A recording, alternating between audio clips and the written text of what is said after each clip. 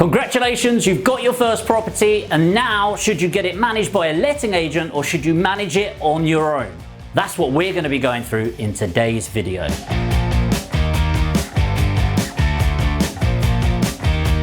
So first of all, what is a letting agent? You hear people saying all the time, estate agent, letting agent, are they the same thing? And the answer is no. An estate agent is an agent in place that's helping you sell a property, and a letting agent kind of says what it is on the tin. They're going to help you manage the lettings of your property. So you get different forms of this, but the most common is somebody that will find you a tenant, vet them properly, get all of the legal paperwork sorted out, get the tenant deposit protection scheme set up with the deposit, and then they will rent out the property or manage the tenant letting out the property, and you can relax. Is it really that simple though? No. So the first thing to think about is tenant find versus fully managed. Now, lettings have adapted over time, and actually I think the tenant find has become a lot more reasonable. Hopefully it's fairly obvious, but a fully managed process is finding it, getting them vetted, getting it managed, and then managing any issues that come up for a monthly fee, usually a commission on this, and I'll break down what that looks like moving forward. And tenant find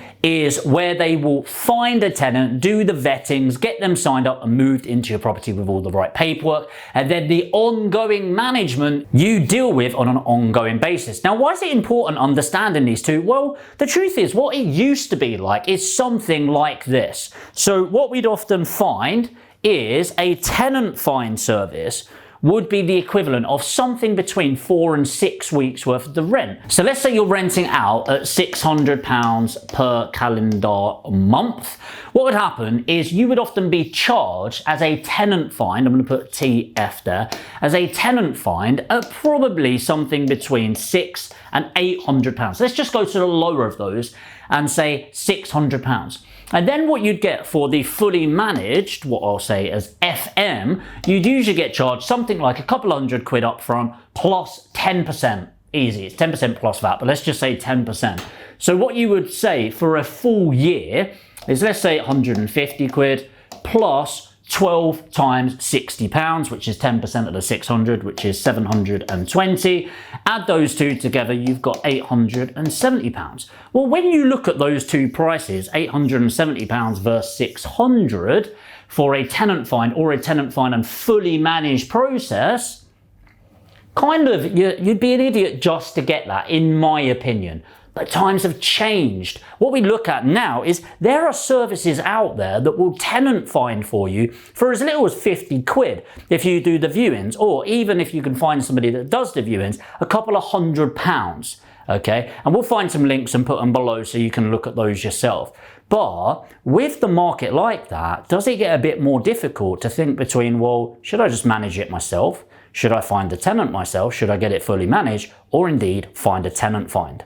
Now, there are certain pros and cons of this, and I've written down a list of what ones come to my head, but you can add some more. If you could think of any more pros and cons, put them in the comments. I want to learn just as much from you as you're getting from me right now. So first of all, it gets back your time. Now, I spoke about the value of time versus the value of money quite a lot on this channel, and I definitely value my time more than money. So it's freeing up that time for you. Now, most letting agents work on a percentage basis. Let's just say 10% of your income that you're going to get from the rental. What this means is, number one, they don't get paid if you don't get paid. They only get paid a percentage of the income that comes in. That's good because they're incentivized to get out there. But also what it means is they're financially incentivized to get the best possible rent for you that's going to come in. So if they can get an extra £100 a month, they're going to make an extra £10 a month. You might think, well, that's not a lot. Well, it is across hundreds of properties that the average letting management or letting agency will be managing. The next thing is that because they've got regular work and regular issues, boilers, whatever, little maintenance issues, they'll likely have a well-regulated team of tradesmen around them, which means they're going to get great prices and great workmen, in theory. The next thing is they've got a buffer. You are the buffer, they act as the buffer between you and the tenant. That might seem like a almost annoying thing sometimes, where they get a problem, goes to you, goes to you, goes to them, and you get the point, right? But actually, I'm quite an emotional character, believe it or not, and some of you will be, and I like pleasing people. So if a tenant came directly to me, oh, would you mind doing this? Oh, yeah, I'll sort something like that out. And then I regret it after. The great thing with a letting agent is they make it very objective. So you can have a tenant going, oh, can you do this? Can you do that? A good example is one of our properties. They want to knock down the garage. So they start asked to get quotes to knock it down. It's like, what are you doing?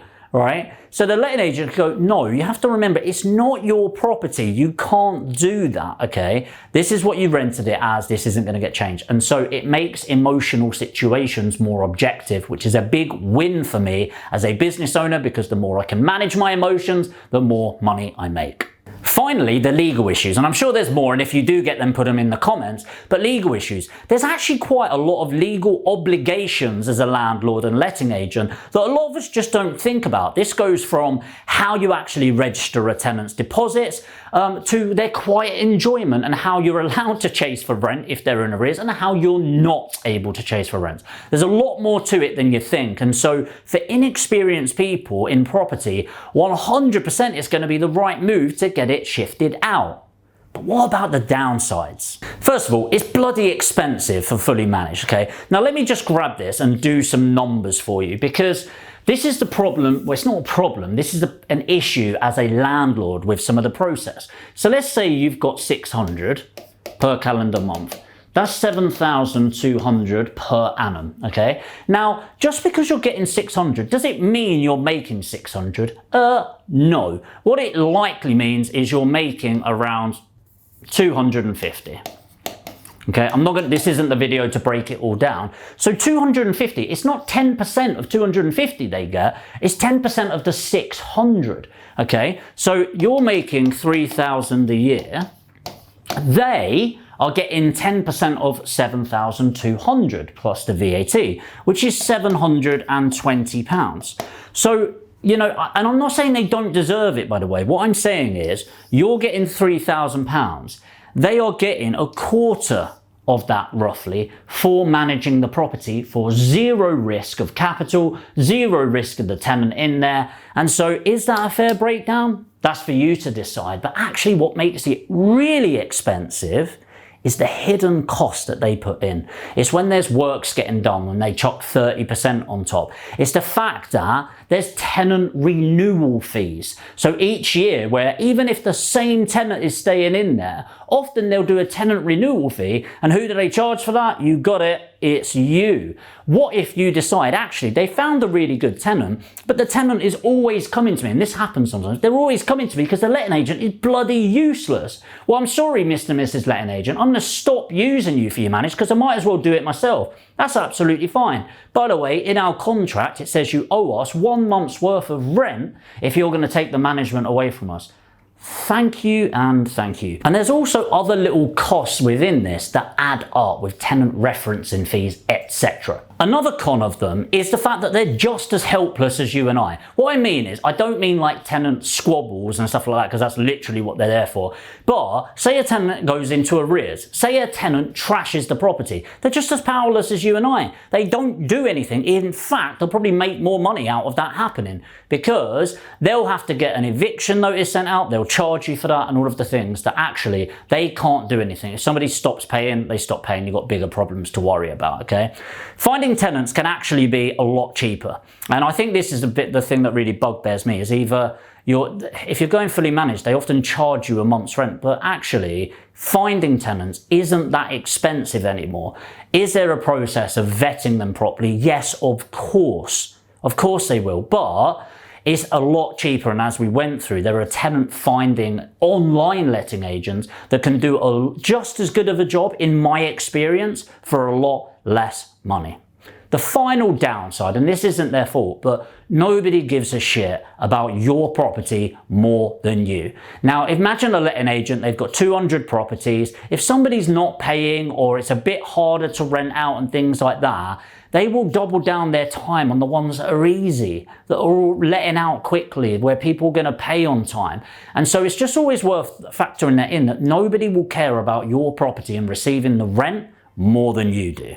So the big question is, should you actually have a letting agent in the first place? And I think it's yes and no. And I know that's not that helpful, but really it comes down to your personal circumstance. So if you are new and you want to learn from a letting agent and it be a cost-effective way so you can carry on with your day-to-day job, whatever you're doing, yes, absolutely get them. If you are remote to the property, I'd say if it's going to take you more than an hour to get to your property, you live abroad or out of area, yes, get a letting agent. It's good to have people on the ground, especially if they've got their own teams. You should absolutely be doing that. Do you value your time more than the 60 quid a month? Let's say it's only going to take a couple of hours realistically of work. Do I value my time at more than £30 an hour? 100% yes, I do. Yes, get a letting agent. If you're looking to aggressively grow your portfolio, yes, get a letting agent. If you're in the situation where actually you live in a higher value area, let's say your rents are £1,000 a month and you've just got a pot of money and you're getting 1 or 2 properties where you know you're attracting great tenants and doing all of that, honestly, I think it might be better to use a tenant find service and then just get the rental in, because often a lot of those you've just got somebody paying in every single month, month in, month out with no real issues. But let's say you're looking to aggressively build your portfolio and you're only starting with your first couple of properties. Here's the order that I would go in to make sure you're keeping this as slick as possible. Okay, so let's assume you're looking to aggressively build your portfolio of properties, not just with 1 or 2.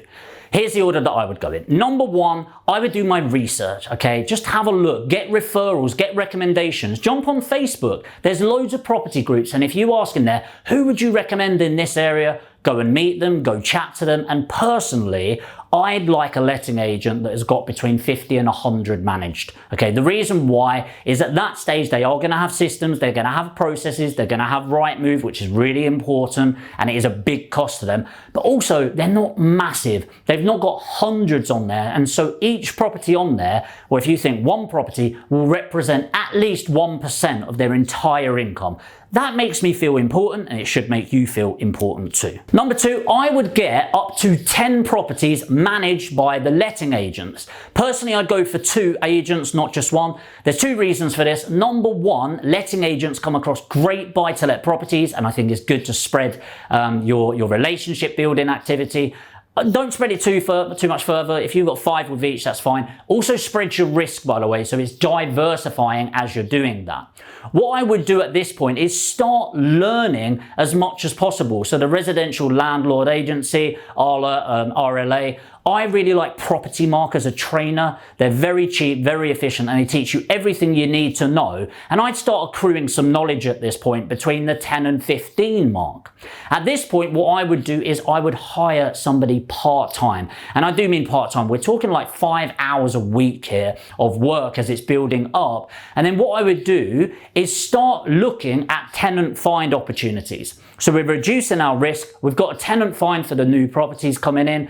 And I would, at that point as the portfolio is building, is all new properties would go to this part-time employee as they're building it up. And once per quarter, I would remove 5 properties from letting agents until you have the full portfolio. Why not all at once? Because you want to make sure the new employee knows what they're doing and you're learning and building up the systems. And also there's going to be a cost implication of removing them and you want to keep the tenant. So I'd rather not remove 15 properties and get stuck with a £7,500 bill. I'd rather sort of reduce the risk as you're going along, doing that whilst maintaining great relationships.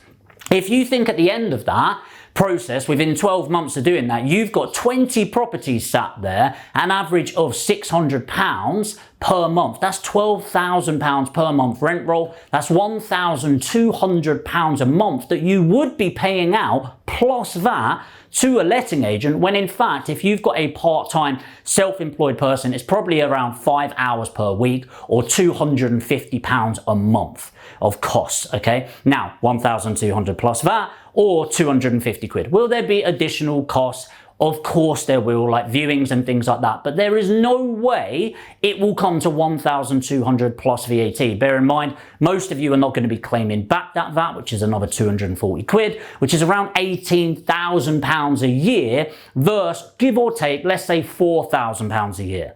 Doesn't take a genius to work out how. So I currently actually use letting agents on a regular basis for my portfolios. And the reason I still do that is they're great relationships to get more properties. I'm managing to build it up and say, hey, look, I'll buy more of your properties and you can keep the management. However, over the long term, I will be bringing this in-house to manage it. So hopefully that's been valuable to you guys. Hopefully it helps you make sense. Make sure to listen to it again, but let me know what you thought of the video in the comments. And of course, if you got value from this, it helps me tremendously if you just lightly tap the like button, hit the subscribe and the notification bell. And of course, I will see you in the next video.